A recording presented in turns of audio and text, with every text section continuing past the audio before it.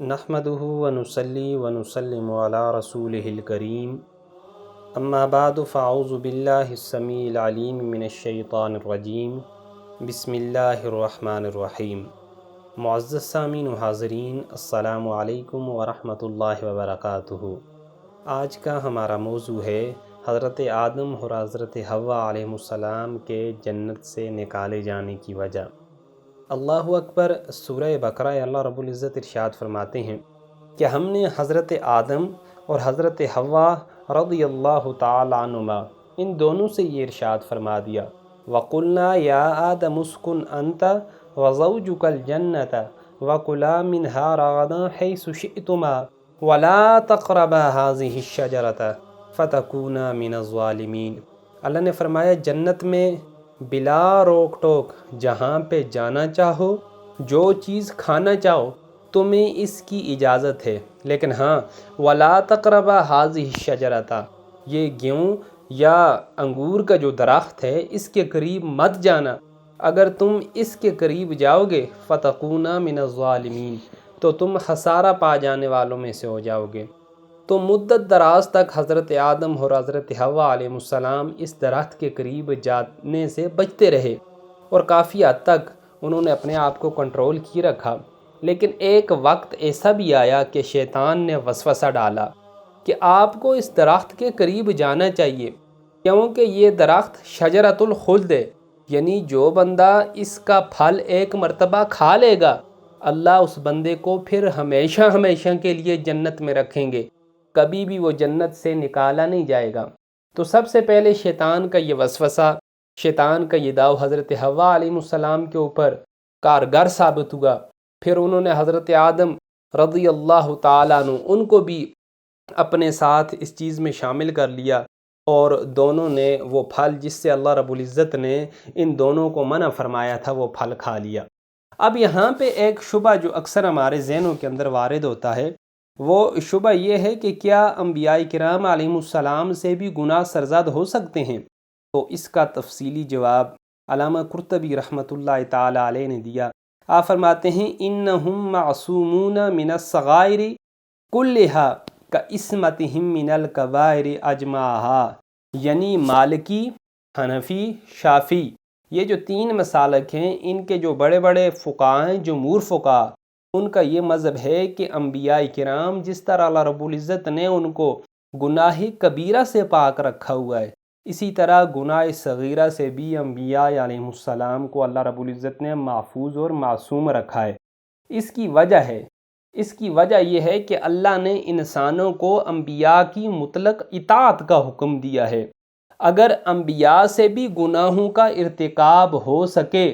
تو لازم سی بات ہے ہم انسانوں کو ان کے گناہوں کی اطاعت کرنا بھی لازم آئے گا، اور اللہ نے جو ہدایت کا نظام بھیجا ہے پھر وہ ہدایت کا نظام سارا درم برم ہو جائے گا۔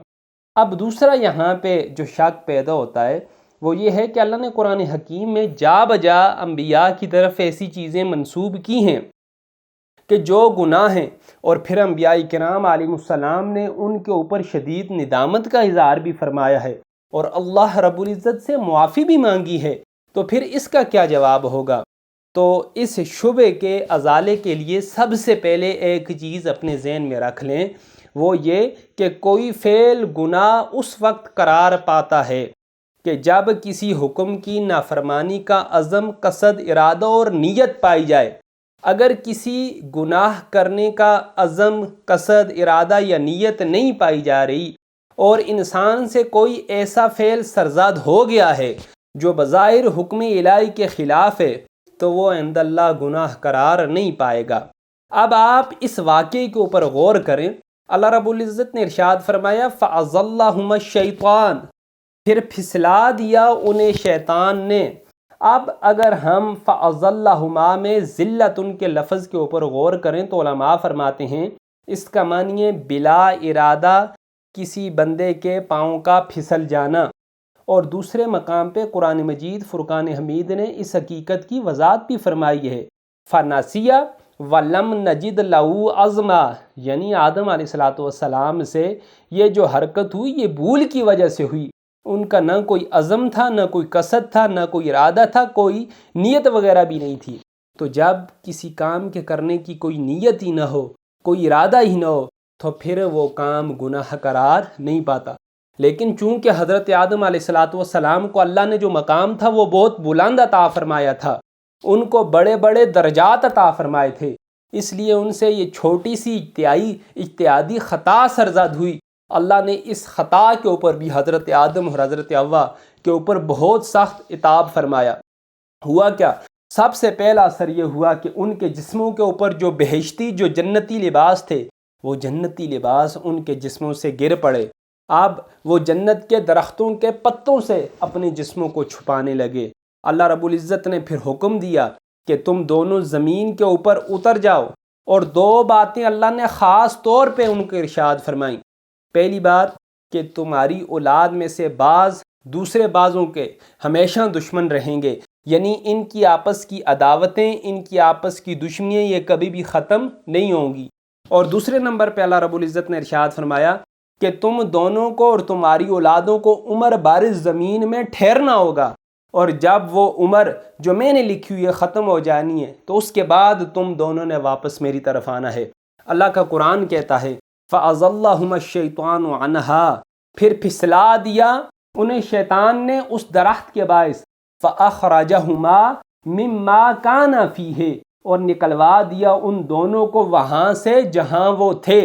وَقُلْنَا اهْبِطُوا بَعْضُكُمْ لِبَعْضٍ عَدُوٌّ، اللہ نے ارشاد فرمایا تم ایک دوسرے کے ہمیشہ دشمن رہو گے، یعنی تمہاری اولاد کے درمیان کی جو دشمنیاں ہیں وہ کبھی ختم نہیں ہوں گی۔ وَلَكُمْ فِي الْأَرْضِ مُسْتَقَرٌّ وَمَتَاعٌ إِلَىٰ حِينٍ، اور زمین میں تمہارا ٹھکانہ ہوگا اور فائدہ اٹھانا ہوگا ایک وقت مقرر تک۔ جب وہ وقت ختم ہو جائے گا پھر تمہیں ہماری طرف لوٹ کے آنا ہوگا۔ اس بات سے، اس واقعے سے ہمیں یہ سبق ملتا ہے کہ انسانوں میں جو مختلف وجوہات کی بنا پہ سال ہا سال سے عداوتیں، رنجشیں اور دشمنیاں وغیرہ چلتی ہیں، یہ کبھی بھی ختم نہیں ہو سکتی۔ آپ لاکھ کوشش کریں ان کو کسی حد تک آپ منیمائز کر سکتے ہیں، کم کر سکتے ہیں، لیکن ان دشمنیوں کو کوئی بھی طاقت، کوئی بھی ملک، کوئی بھی ہستی ہمیشہ کے لیے نیست و نابود نہیں کر سکتی۔ آپ دیکھیں گے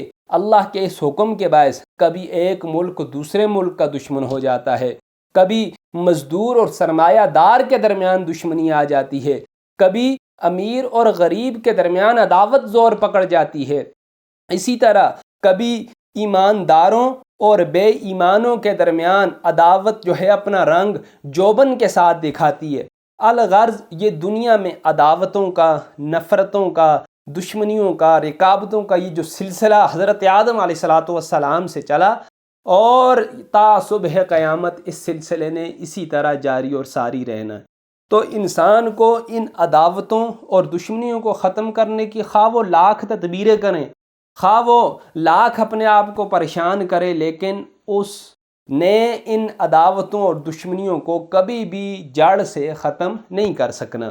کیوں کہ اللہ رب العزت نے حضرت آدم علیہ السلام کو جنت سے زمین کے اوپر اتارنے سے پہلے ہی کہا تھا بعضکم لبعض عدو، یعنی یہ بعض انسانوں کے ہمیشہ دشمن رہیں گے، ان کی رکابتیں ہمیشہ کے لیے رہیں گی، اور یہ رکابتیں کبھی بھی ختم نہیں ہوں گی۔ تو بہرحال یہ جو انسانوں کی دشمنیاں ہیں، یہ دشمنیاں اللہ رب العزت نے ازل سے ہی انسان کے مقدر اور فطرت میں لکھ دی ہیں، تو کوئی لاکھ چاہے ان دشمنیوں اور عداوتوں کو ختم نہیں کر سکتا۔ تو یہاں سے اس بات کا بھی ہمیں سبق ملتا ہے کہ اللہ کے ہاں جس بندے کا رتبہ جتنا اعلیٰ، جتنا بلند ہوتا ہے، اگر اس سے کوئی گناہ سرزد ہو جائے، اگر اس سے کوئی ایسی حرکت سرزد ہو جائے جو اللہ رب العزت کو ناپسند ہو، تو پھر اس کے لیے سزا بھی بہت ہی سخت ہوتی ہے۔ اللہ رب العزت کی بارگاہ میں دعا ہے اللہ تعالیٰ اپنے پیارے حبیب حضرت محمد مصطفیٰ صلی اللہ علیہ وآلہ وسلم کے صدقے اور وسیلے سے ہمیں حضور پاک صلی اللہ علیہ وآلہ وسلم کی شریعت پر عمل کرنے کی توفیق عطا فرمائے، اور حضور کے سچے دین کو اپنے سینے کے ساتھ لگائے رکھنے کی توفیق عطا فرمائے۔ وما علینا الا البلاغ المبین۔